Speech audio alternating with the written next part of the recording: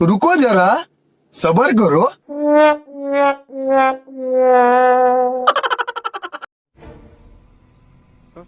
বাবা তুমি ঠিক আছো? বলেন কি? একটা ভদ্রলোককে আপনি জেলের মধ্যে ঢুকিয়ে দিলেন, কি বললেন ভদ্র? ভদ্র মানুষ হলে তাহলে কি থানায় তুলে নিয়ে আসি? ঢ্যামনার দল একটা কোথাকার। ভদ্র লোক হলে জীবনে এমন কাজটা কিন্তু করতো না।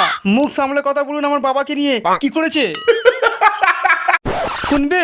মেয়েদের কলা খাওয়াচ্ছিল। আমি বিশ্বাস করি না। বললেই হলো এই বয়সে মেয়েদের কলা খাওয়াচ্ছে, বিশ্বাস হলো না? তাহলে দেখবে। হ্যাঁ দেখান। শোনো বলুন স্যার। ওনার বাবা কি করেছে রেকর্ডিংটা দেখাও। আচ্ছা জানিস তো কালকে সরস্বতী পুজো, এখান থেকে একটা মেয়ে পটিয়ে যাবো, শরীরে একটু ফুর্তি আনতে হবে।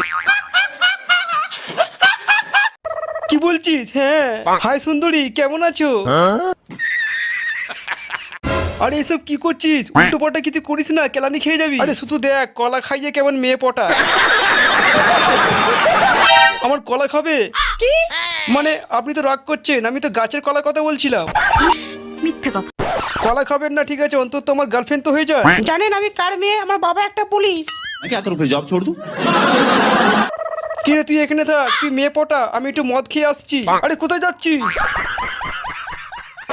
তোমার বাবা পুলিশ হোক কি হাওয়ালদার হোক, আমার একটুও বাল ছিঁড়তে পারবে না। আপনার পরিচয়? আমার নাম হচ্ছে শান্তির ছেলে, এই তো বড় বড় অক্ষরে লেখা আছে, আমি ওর বাবা। বালচক কোথাকার, লজ্জা করে না?